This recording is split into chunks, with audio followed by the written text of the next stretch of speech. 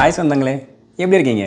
So இப்போ இருக்க நிலவரத்தில் AI பற்றி தெரியாதவங்களே கிடையாது. அண்ட் இப்போது மெயினாக எல்லார் மனசில் இருக்க ஒரு கொஸ்டின் என்ன அப்படின்னு பார்த்தீங்கன்னா, ஏஐனால் நிறைய ஜாப்ஸ் வந்து போகுது அப்படின்னு நியூஸ் மீடியாக்கள் நம்ம பார்க்க ஆரம்பிச்சிருக்கோம். அண்ட் கார்ப்பரேட் செக்டாரும் சரி, நிறைய ஜாப்ஸ் அவங்க வந்து லே ஆஃப் பண்ணுறாங்க. அமேசான் வந்து 2 நாளுக்கு முன்னாடி வந்து 14,000 பேரை வந்து நாங்கள் லே ஆஃப் பண்ண போகிறோம் அப்படின்னு ஒரு நியூஸை பார்த்தோம். ஒரு 2 நாளைக்கு முன்னாடி யூபிஎஸ் இங்கே வந்து 48,000 பேரை நாங்கள் லே ஆஃப் பண்ண போகிறோம் அப்படிங்கிற மாதிரி வந்து அவங்க ஒரு நியூஸ் கொடுத்துருந்தாங்க. ஸோ யோசிச்சு பாருங்களேன், 48,000 பேர். அண்ட் இது வந்து பெரிய கம்பெனி அப்படிங்கிறனால நமக்கு இந்த நியூஸ் தெரியுது. ஆனால் சின்ன சின்ன கம்பெனியில் பார்த்தீங்கன்னா 1000-2,000 பேர்னு சொல்லிட்டு அவங்க வந்து லே ஆஃப் பண்ணிட்டு தான் இருக்காங்க. இது வந்து ஒரு பெரிய பயத்தை எல்லாரும் மனசுலேயும் வந்து ஏற்படுத்துறது. ஸோ இந்த வீடியோவில் நம்ம என்ன டிஸ்கஸ் பண்ண போகிறோம் அப்படின்னு பார்த்தீங்கன்னா, ஏஐ அப்படிங்கிறதுக்கு ஒரு விஷயத்துக்கு பின்னாடி நிறைய பேர் அண்ட் நிறைய கம்பெனிஸ் வந்து ஹெவியாக இன்வெஸ்ட் பண்ணுறாங்க. இதனால் ஒரு பிரச்சனை வர்றதுக்கு வாய்ப்பும் இருக்குது.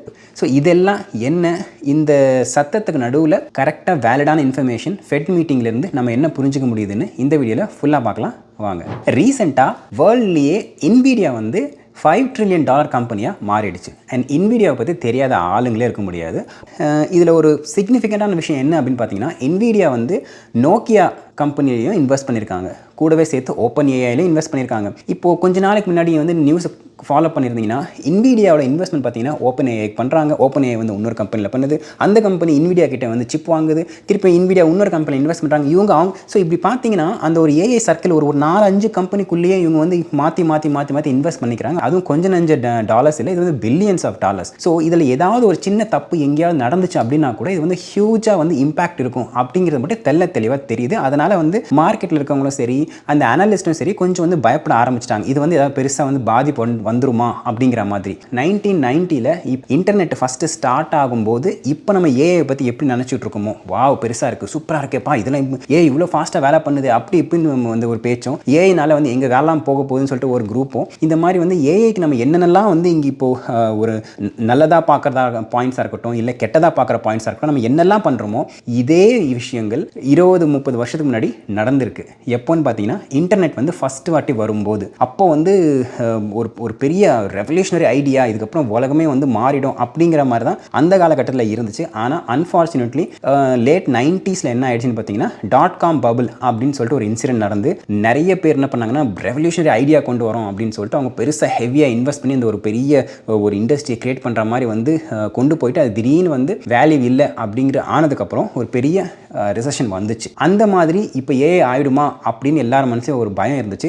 அந்த பயத்துக்கு போன ஃபெட் மீட்டிங்கில் ஜெரோம் பவல் பர்ஃபெக்டாக ஒரு பதில் சொல்லியிருப்பார். பொலிட்டிகோ அப்படிங்கிற பத்திரிகையிலேருந்து விக்டோரியா அவங்க என்ன ஒரு கேள்வி கேட்டிருப்பாங்கன்னா, Victoria Guida from Politico. On AI, I'm just wondering, it seems like a lot of the economic growth that we've been seeing is fed by investments in AI.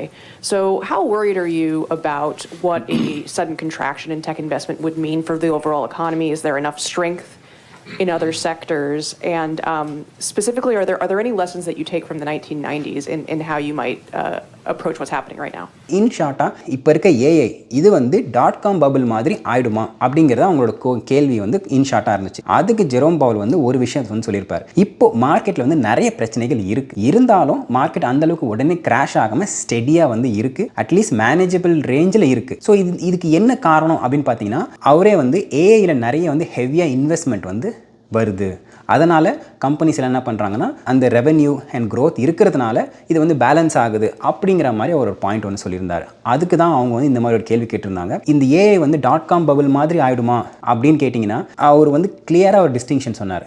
.com bubble அப்படிங்கிறது அந்த காலகட்டத்தில் இது வந்து ஒரு ஐடியா, ஜஸ்ட் ஒரு idea வச்சு அவங்க வந்து பெருசாக இன்வெஸ்ட்மெண்ட்லாம் கலெக்ட் பண்ணி அந்த மாதிரி வந்து ஒரு பேப்பரில் மட்டும்தான் இருந்த ஒரு ஐடியா. ஆனால் இப்போ இருக்க ஏஐ வந்து இட் இஸ் டிஃப்ரெண்ட் அப்படின்றார். என்ன அவர் ஸ்பெசிஃபிக்காக சொல்ல வரார்னா, இப்போ இருக்கிறது எல்லாமே வந்து கம்பெனிஸ், அதுவும் இல்லாமல் சாதாரண கம்பெனிஸ் இல்லை, ஒரு ஹெவி வேல்யூவேஷன் இருக்கிற கம்பெனிஸ். அண்ட் அவங்க என்ன பண்ணுறாங்கன்னா, இந்த ஏஐ சும்மா வந்து ஐடியாவாக மட்டும் இல்லாமல் இது வந்து ஒரு ப்ராடக்டாக அவங்க கொண்டு வந்து அதுக்கு பின்னாடி ஏர்னிங்ஸும் இருக்குது, அந்த ஏர்னும் பண்ணுறாங்க, அதில் பாசிட்டிவ் ஏர்னிங்ஸும் நிறைய வந்து கம்பெனிஸ் வந்து காமிச்சிருக்கு. ஸோ இது வந்து போன வாட்டி ஐடியாவாக இருந்து நீ வந்து இன்வெஸ்ட் பண்ணி பெருசாக ஆக்கிடலாம் அப்படின்னு கொண்டு வர விஷயங்கள் இல்லாமல் இந்த வாட்டி இது வந்து ஒரு சப்ஸ்டான்ஷியல் ப்ராடக்ட் இருக்குது அப்படின்னு அவர் இந்த மாதிரி சொல்லியிருந்தார். This is different. In the sense that the companies that are so highly valued actually have earnings and stuff like that. So if you go back to the 90s and the .com, these were ideas rather than companies. And we're okay bro, Jerome Powell சொன்னதெல்லாம் okay இருக்கட்டும், புரியுது, understood. ஆனால் அவர் சொல்கிறத வச்சு பார்த்தா AI இன்வெஸ்ட்மெண்ட்லனால தான் இப்போ அந்த மார்க்கெட்டை சஸ்டெயின் ஆயிருக்கு அப்படின்னா, அப்போ ஏதாவது ஒரு பிரச்சனை வந்து பெருசாக வந்து ஃபாலோ ஆகிடுமா அப்படிங்கிற கேள்விக்கும் அவருக்கு பதில் வந்து இருக்குது. ஏன்னா என்ன சொல்கிறாரு பார்த்தீங்கன்னா, ஏஐயில் வந்து சப்ஸ்டான்ஷியல் இன்வெஸ்ட்மெண்ட் இருக்குது தான், அதனால் எக்கனாமி வந்து நன்மை அடைஞ்சது தான், இல்லைன்னு சொல்ல வரல. ஆனால் கூடவே கஸ்டமர் ஸ்பெண்டிங் அது ஒரு மெட்ரிக் இருக்குது. அப்படிங்கிறத வச்சும் ஒரு டேட்டா எடுத்து அவங்க என்ன பண்ணுவாங்க, எக்கனாமி எந்த அளவுக்கு வந்து இருக்குது அப்படின்றத பார்ப்பாங்க. அந்த கஸ்டமர் ஸ்பெண்டிங்கை வந்து ஏஐக்கு குறையாமல் இருக்குது, அதனால் எக்கனாமி வந்து டக்குன்னு வந்து ஒரே ஒரு ஃபேக்டரை வச்சு மட்டும் இங்கே வந்து சஸ்டெயின் ஆகலை அப்படின்னு அவர் வந்து இந்த மாதிரி சொல்லியிருந்தார். Consumers are still spending. Now it may be mostly higher end consumers, but the consumer is spending, and that's a big chunk of what's going on in the economy, substantially bigger than AI. So in ஷார்ட்டாக AI boom இப்போ வந்து அது ஒரு பபுளாக ஆகிறதுக்கான வாய்ப்பு கம்மி அப்படிங்கிறது அவரோட பேஜ்லேருந்து கிளியராக தெரியுது. அது மட்டும் இல்லாமல் எக்கனாமி ஏஐ மட்டும் நம்பி இல்லை, இது கஸ்டமர் ஸ்பெண்டிங்கும் நம்பி இருக்குது அப்படின்னு அவரோட பேச்சில் தெரியுது. ஸோ எக்கனாமியை வந்து நல்லா கொண்டு வரணும்னா நம்ம எல்லாரும் போய் நல்லா செலவு பண்ணுவோம் அப்படிங்கிற மாதிரி தான் அந்த ஒரு பேச்சு இருந்துச்சு.